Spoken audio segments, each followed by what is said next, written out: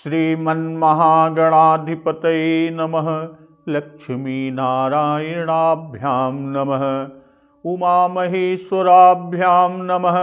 वाणीहिरण्यगर्भाभ्यां नमः। शचीपुरन्दराभ्यां नमः। मातापितृचरणकमलेभ्यो नमः। इष्टदेवताभ्यो नमः। कुलदेवताभ्यो नमः। ग्रामदेवताभ्यो नमः। स्थानदेवताभ्यो नमः। वास्तुदेवताभ्यो नमः। सर्वेभ्यो देवेभ्यो नमः। सर्वेभ्यो ब्राह्मणेभ्यो नमः। श्रीगुरुचरणकमलेभ्यो नमः। ओम सिद्धिबुद्धिसहिताय श्रीमन्महागणाधिपतये नमः। प्रभु श्री रामचंद्र जी माता जानकी जी को वन के गुण दोष प्रत्यक्ष प्रकट करके समझाने लगते हैं और इधर माता के सामने सीता जी से कुछ कहने में सकुचाते हैं कि मातु समीप कहत सकुचाही, बोले समऊ समुझि मन माही। पर मन में यह समझ कर कि यह समय ही ऐसा है, इसलिए बोले कि राजकुमारी सिखावनी सुनहु, आन भांति जिय जनि कछु गुनहु। कि हे राजकुमारी, मेरी सिखावन सुनो और मन में कुछ और न समझ लेना, कुछ दूसरी तरह न समझ लेना।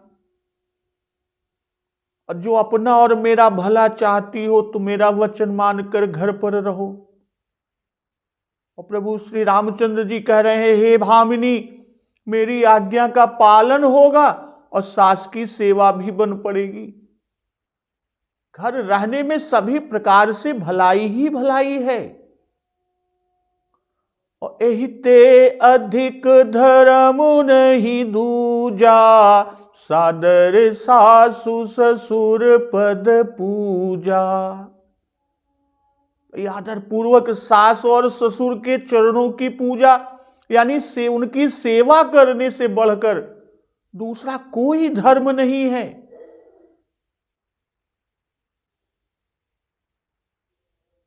जब जब मातु करी सुधि मोरी, होई ही प्रेम बिकल मति भोरी। और जब जब माता मुझे याद करेंगी और प्रेम से विह्वल हो जाएंगी, व्याकुल हो जाएंगी, तो प्रेम से व्याकुल होने के कारण उनकी बुद्धि भोली हो जाएगी, यानी वे अपने आप को भी भूल जाएंगी, सुध बुध भूल जाएंगी। तब तब तुम कही कथा पुरानी, सुंदरी समुझाए हूँ मृदुबानी। तो हे सुंदरी, तब तब तुम कोमल वाणी से, कब कब, जब माता जी को मेरी याद आएगी और वह प्रेम से व्याकुल हो जाएंगी, विह्वल हो जाएंगी, अपनी सुध बुध भूल जाएंगी, तब तुम कोमल वाणी से पुरानी कथाएं कह कह कर माता जी को समझाना। कहूं सुभाय शपथ सत मोही, सुमुखी मातु हित राखहूं तोही। हे सुमुखी, मैं सैकड़ों सौगंध खाता हूं, यानी मुझे सैकड़ों सौगंध है, और मैं यह स्वभाव से ही कहता हूं कि मैं तुम्हें केवल माता के लिए घर पर रोक रहा हूं। और आगे समझाते हैं कि गुरु श्रुति सम्मत धर्म फलु, पाई अभी नहीं कलेश। हठ बस सब संकट सहे, गालव नहुस नरेश। भाई, मेरी आज्ञा मानकर घर पर रहने से गुरु और वेद के द्वारा सम्मत धर्म और उनके आचरण का फल तुम्हें बिना किसी क्लेश के ही मिल जाएगा, किंतु हठ के वश होकर मुनि और राजा नहुस की तरह जो सबने संकट ही संकट सहे, उसी तरह संकट सहना होगा। तो आज का प्रसंग इसी के आगे प्रभु श्री राम माता जानकी को और क्या क्या समझा रहे हैं कि मैं पुण्य करी प्रवान पितुबानी, बेगी पिरब सुनु सुमुखी सयानी। दिवस जात नहीं लागी बारा, सुंदरी सिखवनु सुनहु हमारा। जो हठ करहु प्रेम बस बामा, तो तुम दुख पाउब परिणामा। काननु कठिन भयंकर भारी, घोर घाम हिम भारी बयारी। कुस कंटक मग काकर नाना, चलब पया देहि बिनु पद त्राना। चरण कमल मृदु मंजु तुम्हारे, मार्ग अगम भूमि धर भारे।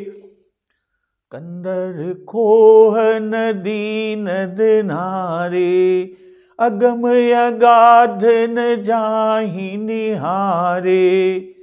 भालु बाघ बृक के हरि नागा, करहि नाद सुनि धीरजु भागा। भूमि शयन बल कल बसन, असनु कंद फल मूल।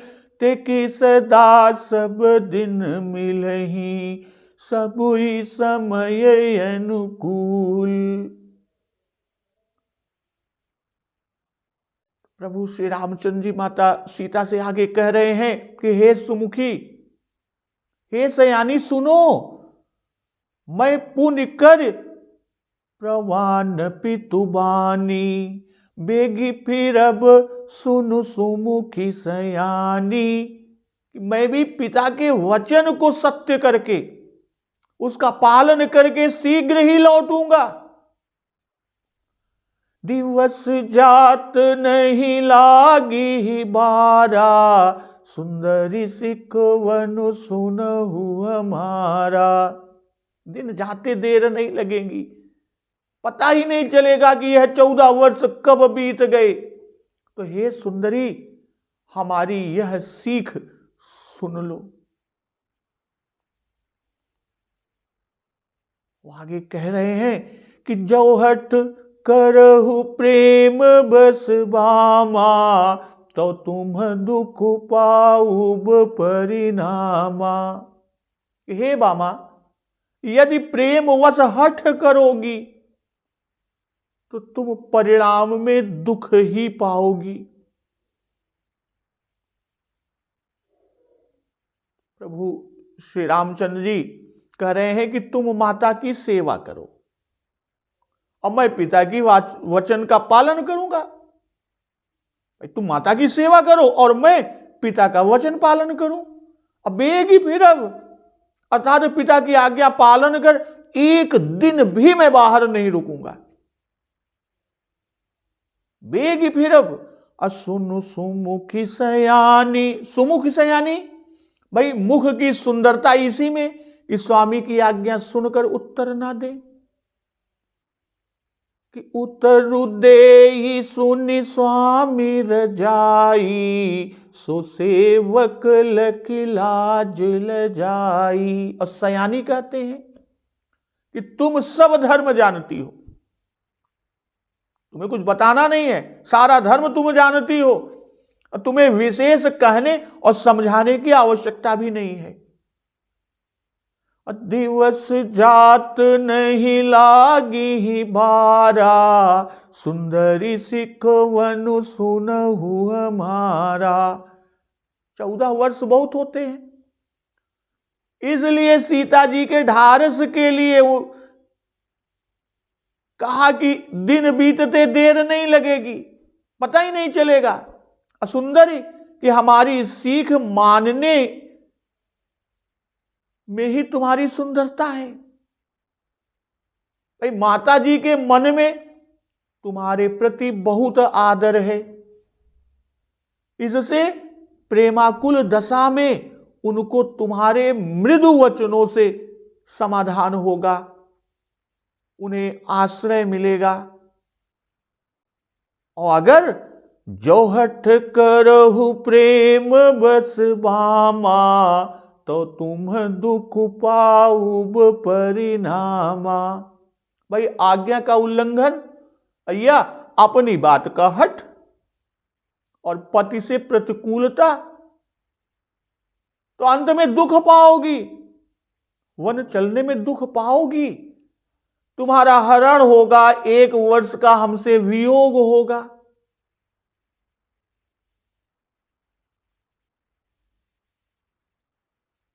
भाई परिणाम में जो दुख सहने को कहा उसका आंतरिक भाव, दुख का निषेध। ऊपर से कहा कि वन में दुख होगा, परंतु भीतरी भाव दुख का निषेध।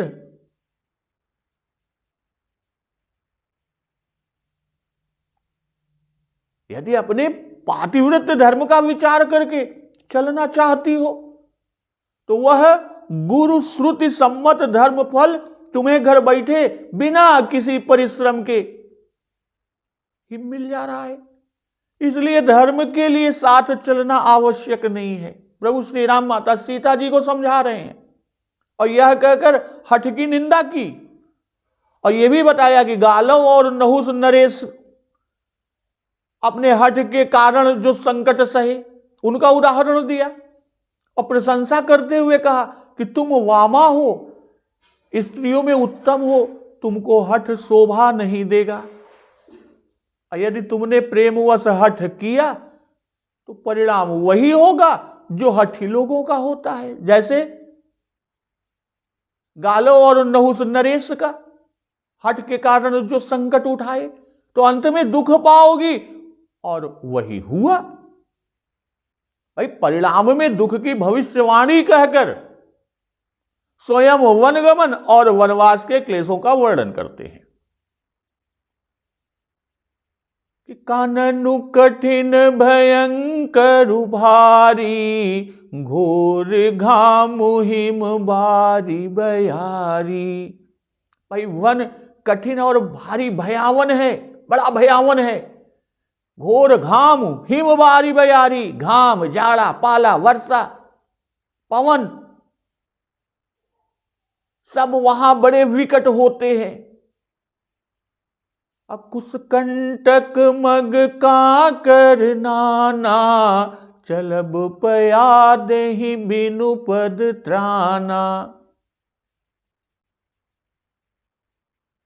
मार्ग में कुश, कांटे, कंकड़ बहुत हैं, तुम्हें पैदल और उस पर भी बिना पद त्राण के, बिना किसी पैर में पहनने के चप्पल, जूता, जूती जो भी कुछ भी नहीं, बिना उनके चलना होगा। कहते हैं कुश कंटक मग का कर नाना। कुश भाई काश की तरह एक घास जिसकी पत्तियां नुकीली, तीखी और बड़ी होती है, यह पवित्र माना जाता है। कर्मकांड आदि में इसका उपयोग होता है। कंटक यानी कांटा, अपयादे ही पैदल, पद त्राना पैरों की रक्षा करने वाला, खड़ाऊं या जूता, चप्पल आदि। तो कानन कठिन भयंकर उभारी, वन की भूमि कठिन है कि कठिन भूमि कोमल पदगामी, और वन भयंकर है तो उसका ख्याल आते ही डर से कलेजा दहल जाता है। तो प्रत्यक्ष की कौन कहे, डर पहि धीर गहन सुधि आए, और दंडकारण्य 400 कोस का भारी भयदायक है। कहते हैं घोर घाम हिमबारी बयारी, तो पहले घाम अर्थात ग्रीष्म ऋतु का ही दुख कहे, फिर वर्षा होती है किंतु वर्षा नहीं कहा, हिम कहा। हेमंत ऋतु अर्थात जाड़े का दुख कहा, क्योंकि गर्मी में जैसा घाम का दुख होता है वैसा ही जाड़े में शीत का दुख होता है, ठंड का। और दोनों को साथ साथ कहने का यही कारण है। बारिश से वर्षा का दुख बताए, अंत में बयारी। तो यह घाम और हिम और वारी तीनों के साथ, कि घाम के, हिम के, वर्षा के साथ जब पवन का झकोरा चलता है तब बड़ा दुख देता है। अकुश कंटक मग का कर नाना, चलब पया देहि बिनु पद त्राना। भाई कुश कांटे से भी अधिक लगता है। अपयादे ही, पालकी में बैठने से घाम, हिम, वारी और बयारी का दुख नहीं होता, किंतु हमारे साथ तो पैदल ही चलना होगा। पद त्राण होने से कुछ कांटा कंकड़ का दुख न होता, कम होता, पर तुम्हें तो बिना पद त्राण के चलना है, इसलिए यह दुख भी झेलना पड़ेगा। भाई कुछ कंटक से बता रहे हैं कि कहीं कहीं तो इनसे ढक जाने के कारण मार्ग का पता भी नहीं चलता, पता ही नहीं चलता कि आगे मार्ग है अथवा नहीं है। कि मार्गो न दृश्यते क्वापि शर्करा कंटक कान्वित। अध्यात्म रामायण में उल्लिखित है कि कुछ और कांटेदार वृक्षों की डालियां मार्ग को छेके रहती हैं, उनसे शरीर छिल जाता है।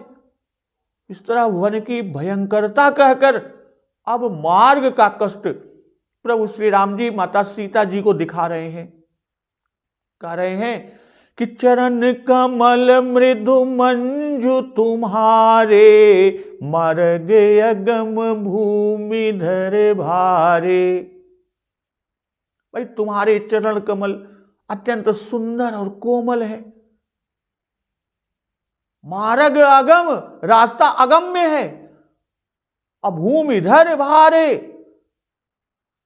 और उसमें बड़े बड़े पहाड़ हैं।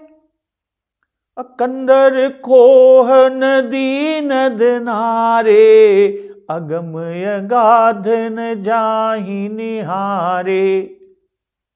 कंदराएं, खोह, नदियां, नद, नाले ऐसे दुर्गम और गहरे हैं कि उनकी ओर देखा नहीं जाता। कहने का भाव कि देखने से डर लगता है। अब भालू बाघ वृक के हरि नागा, करहि नाद सुनि धीरजु भागा। रीछ, बाघ, भेड़िए, सिंह, हाथी ऐसे भयावने शब्द करते हैं, यानी गरजते हैं, चिघाड़ते हैं कि सुनकर धीरज भी भाग जाता है, यानी आदमी का धैर्य जाता रहता है। प्रभु श्री राम जी ने क्रमशः मार्ग की दुर्गमता को दिखाते चले, पहले सामान्य, फिर विशेष और फिर उससे विशेष। भाई पहले कुछ कांटा कंकड़ यह सामान्य अगमता को बताए, और अब कहते हैं कि एक तो तुम्हारे चरण ही कोमल है, इससे तुम्हें मार्ग पर चलना स्वाभाविक ही कठिन है, और उस पर भी मार्ग कैसे हैं, अगम भूमि धर भारे। एक तो मार्ग ही दुर्गम और उस पर भी चढ़ाव और उतार। अब बड़े बड़े पर्वतों का चढ़ना और उतरना यह तो बहुत ही कठिन है।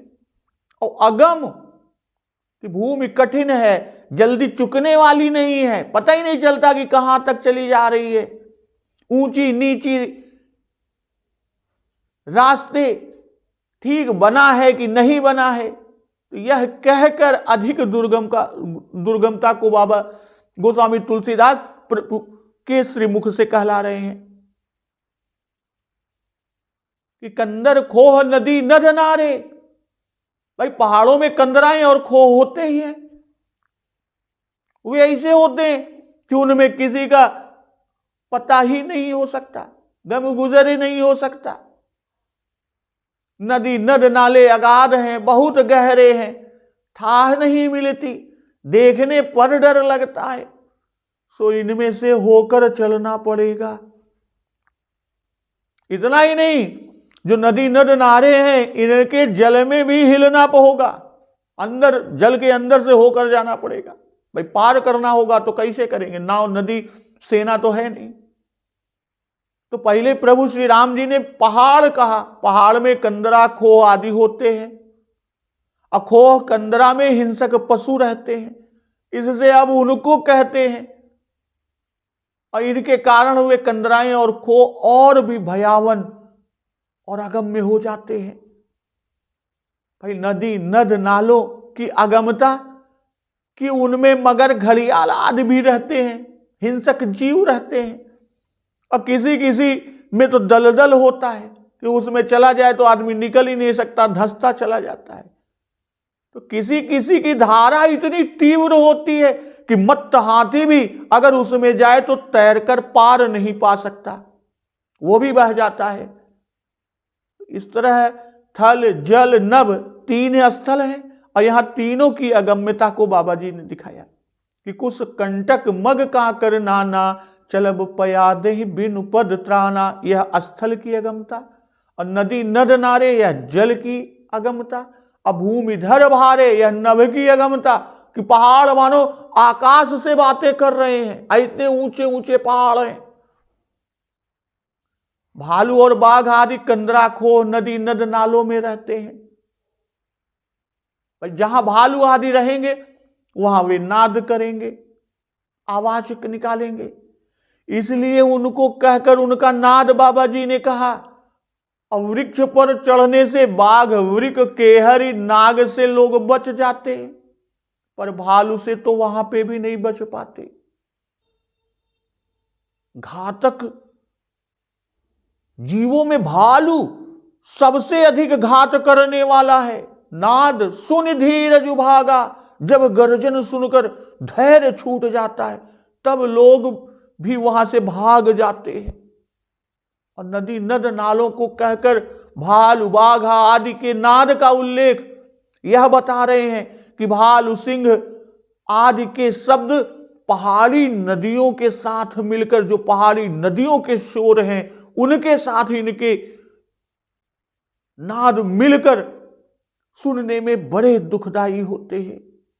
और इतना ही नहीं, भूमि शयन बल कल बसन, असनु कंद फल मूल, ते की सदा सब दिन मिलही, सबुई समय अनुकूल। भाई पृथ्वी पर सोना होगा, भूमि शयन, बलकल वसन, वलकल के वस्त्र धारण करने होंगे, असनु कंद फल मूल, और कंद फल और मूल का भोजन होगा, और वे भी क्या सब दिन मिलेंगे, ते की सदा सब दिन मिलेंगे, क्या वे भी सब दिन मिलेंगे, अर्थात सब दिन नहीं मिलेंगे। कब मिलेंगे, सबुई समय अनुकूल, सब समय के अनुकूल मिलेंगे। भाई पृथ्वी ही सैया होगी, प्रभु श्री रामचंद्र जी माता सीता जी को समझा रहे हैं कि पृथ्वी ही सैया होगी। जमीन पर सोने से शीत पकड़ लेती है, शरीर में बड़ी पीड़ा होती है, भोजपत्र आदि से घाम जाड़ा या वर्षा की निवृत्ति नहीं होती, उससे गुजारा नहीं होता, केवल इंद्रिय भर ढकना होता है। अकंद मूल और फल भोजन करना पड़ेगा। 14 वर्ष तक अन्न न मिलने से शरीर निर्बल और दुर्बल हो जाएगा। और फिर ये भी क्या सदा मिलते हैं, सदा नहीं मिलते, इससे कई कई दिन हो सकता है कि उपवास भी करना पड़ जाए। और फल भी जो मिले वह सब समय समय के अनुकूल मिलते हैं। भाई जाड़े में जाड़े वाले, गर्मी में गर्मी वाले, वर्षा में वर्षा वाले। तो इनमें बहुत ऐसे भी होंगे कि शीत और वर्षा में कफ उत्पन्न कर देते हैं, ग्रीष्म में पित्त, तो यह भोजन का कष्ट होगा। असनुकंद फल मूल, भाई भोजन के लिए खट्टे और कड़ुए फल मूल मिलते हैं। और वहां पुए आदि के व्यंजन नहीं मिलेंगे, अब फिर यह भी नहीं कि फल तोड़ कर ले लें, ऐसा भी नहीं है, क्योंकि तपस्वी का धर्म है कि जो फल वृक्ष से गिरेंगे, यानी स्वयं ही जो वृक्ष से गिरे हो उन्हीं को ग्रहण करना होता है। तपस्वियों का यह नियम है। ते कि सदा सब दिन मिलहि, भाई जिस समय जितना और जो आहार मिल जाए उसी पर संतोष करना पड़ता है, इसलिए वन बड़ा दुखदाई है। और इतना ही नहीं, आगे समझा रहे हैं कि नर आहार रजनी चर चरही, कपट वेश विधि कोटिक करही। भाई मनुष्यों को खाने वाले निशाचर फिरते रहते हैं।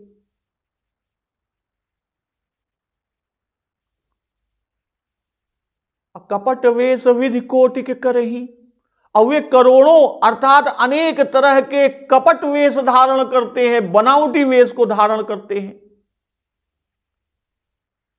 लागई अति पहाड़ कर पानी, विपिन विपत्ति नहीं जाई बखानी। पहाड़ का पानी बहुत ही लगता है, वन के क्लेश बखाने नहीं जा सकते। विपिन विपत्ति, वन की विपत्ति, वहां का क्लेश, वहां का दुख नहीं जाई बखानी, उसका कोई वर्णन नहीं किया जा सकता। व्याल कराल विहग बन घोरा, निश्चर निकर नारी नर चोरा। वन में भयंकर सर्प और डरावने पक्षी तथा नर और नारियों यानी मनुष्यों और उनकी स्त्रियों को चुराने वाले भयंकर राक्षसों के झुंड वन में रहते हैं। प्रभु श्री रामचंद्र जी अब आगे समझा रहे हैं, वन की स्थिति को बता रहे हैं कि नर आहार रजनी चर चरही। भाई निशाचर रात में भोजन के लिए निकलते हैं, इससे रात भर जागना पड़ता है, और निशाचर मनुष्यों को वो खा लेते हैं। इनसे रक्षा करना कठिन है, क्योंकि एक तो रात में सूझता नहीं, दिखाई नहीं देता कुछ, और दूसरे सूझे भी तो वे बड़े मायावी होते हैं। अगणित प्रकार से वे कपट वेश बनाकर आते हैं और छल से मनुष्यों को ले जाकर खा लेते हैं, तो उनसे रक्षा नहीं की जा सकती। कोटि विधि, जैसे मारीच मृग बना, भाई कपट वेश, रावण यति बना, काल नेमी तपस्वी मुनि बना। तो नर आहार रजनी चर चरही, और निश्चर निकर नारी नर चोरा। तो मनुष्यों का खा लेना और उठा ले जाना दिखा रहे हैं। भाई नर आहारी राक्षसों का भोजन की खोज में फिरना और भोजन को ले जाना। रावण माता सीता को चुरा ले गया, और वो भी माया जो परछाई रूप दी उनको चुरा ले गया। अहिरावण श्री राम और लक्ष्मण को ले गया, कालकेतु भानु प्रताप को ले गया। तो दोनों भाव कि चलते भी हैं, भक्षण भी करते हैं। और लाग गई अति पहाड़ कर पानी, विपिन विपत्ति नहीं जाई बखानी। भाई भोजन का दुख कहे, भोजन करने पर जल पीने को चाहिए, इसलिए अब जल का दुख बता रहे हैं कि अति लाग गई। अन्न का भोजन करके पानी पिए तो अब बीमार पड़ जाए, और कंदमूल फल खाकर वहां का जल पिए तो अत्यंत लगता, अर्थात मृत्यु ही हो जाती है। नहीं जाई बखानी, तो फिर देखी और सुनी कैसे जा सकेगी। व्याल कराल विहग बन घोरा, निश्चर निकर नारी नर चोरा। भाई सर्प कराल है, अर्थात अजगर आदि तो मनुष्यों को निगल जाते हैं, और विहंग भयानक है, आंख निकाल लेते हैं। भाई शार्दूल आदि पक्षी जीवों को पकड़कर उड़ जाते हैं।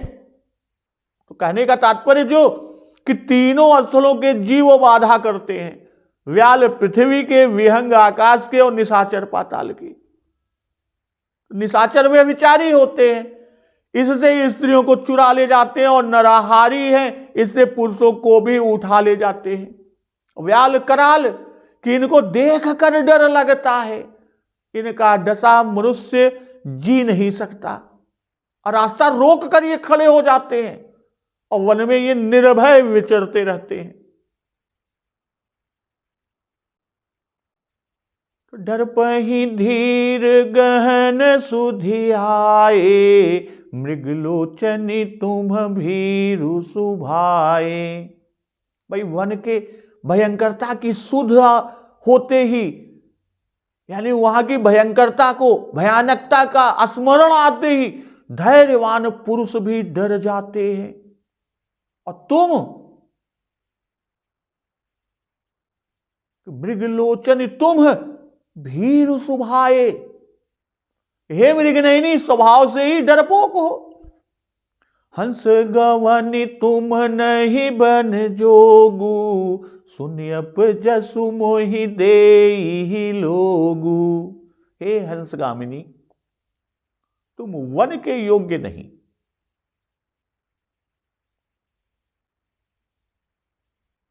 तुम्हारा वन गमन सुनकर लोग मुझे अपयश देंगे, यानी मेरा नाम धरेंगे, मुझे बदनाम कर देंगे। मानस सलिल सुधा प्रतिपाली, जियई की लवन पयोधि मराली। मानस सरोवर की अमृत तुल्य जल से पाली हुई हंसिनी, मानस सलिल सुधा प्रतिपाली, जियई की लवन पयोधि मराली। क्या खारे समुद्र में वो जी सकती है? अर्थात कदापि नहीं जी सकती। प्रभु श्री राम जी माता जानकी जी को बता रहे हैं कि दर्पहि धीर गहन सुधियाए, मृगलोचनी तुम भीरु सुभाए। भाई सीता जी का भीरु स्वभाव है, इसी से मृगलोचनी।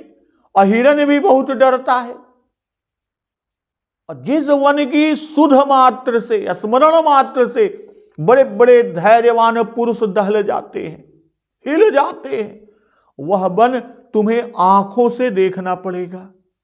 वे धीर हैं और तुम भीरु हो।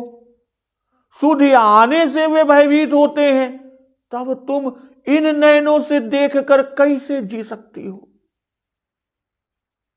हंस गवनी तुम नहीं बन जोगु, सुनियप जसु मोहि देहि लोगु।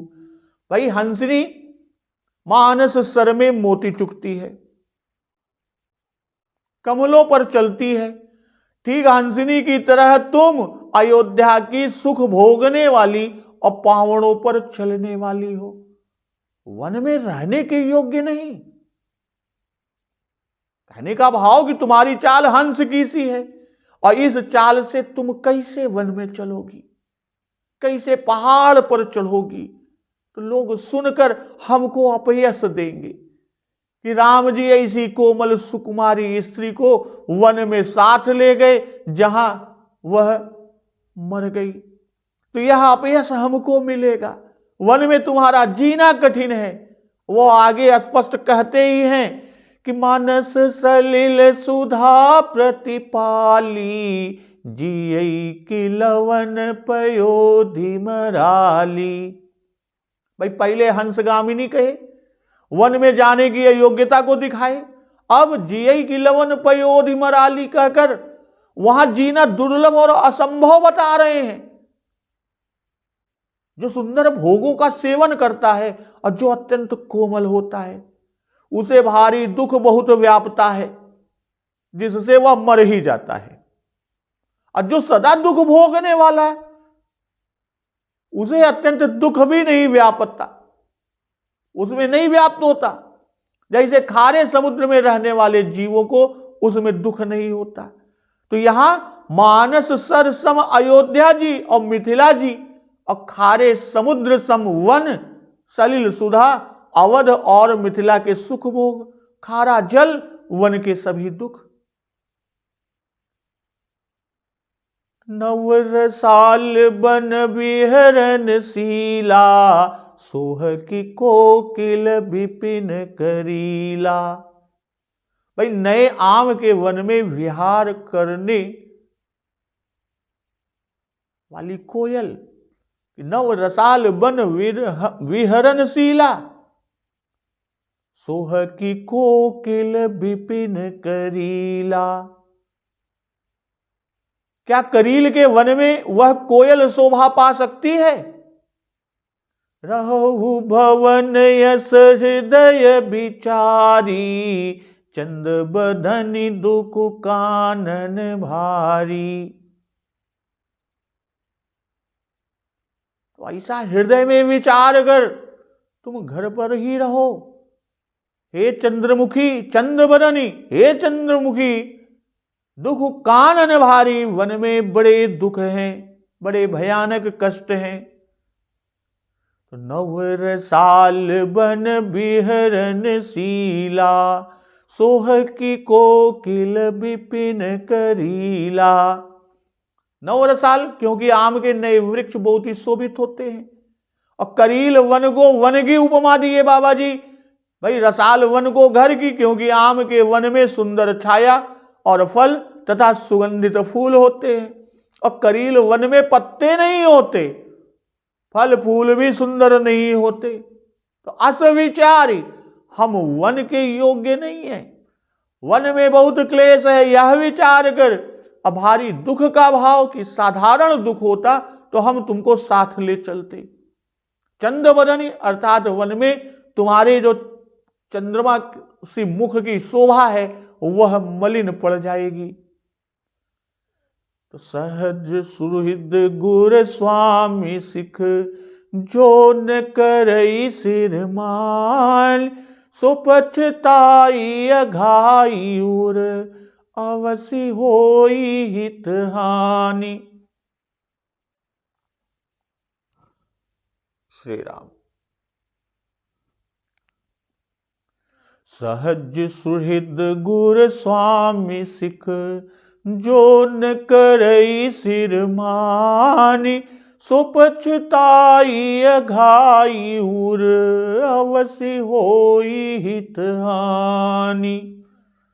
भाई सहज सुहृद यानी स्वभाव से ही हितैषी कौन? गुरु और स्वामी की शिक्षा जो सिर पर धारण करके नहीं करता, तो वह हृदय में भरपूर पछताता है। सो पछताई अघाई उर, अघाई जात है हृदय होकर, कैसी? पछतावा से, और उसके हित की हानि अवश्य ही होती है। जो न करे सिर माने, जो इनकी सीख पर चलता है वह बिना क्लेश के धर्म का फल पाता है। किसकी? गुर श्रुति सम्मत। और जो आज्ञा पालन नहीं करता वह पछताता है। सिर मानी कि इनकी शिक्षा परम धर्म है। सिर धरि आयसु करिए तुम्हारा, परम धर्म यह नाथ हमारा। इसलिए सिरोधार्य करके मानने योग्य है। अपछताई अघाई उर, हृदय में पछताता है, क्योंकि उत्तम शिक्षा न मानी तो यह अपनी भूल है, और अपनी भूल समझकर कोई दूसरे से कहता नहीं, हृदय में ही पछताता है। अवश्य होई हित हानि, कहने का भाव कि सुहृद गुरु और स्वामी ये हित की शिक्षा देने वाले हैं। इनकी शिक्षा के अनुसार न करने से हित की हानि होती है, और फिर इनके वचन अमोघ हैं, व्यर्थ नहीं होते।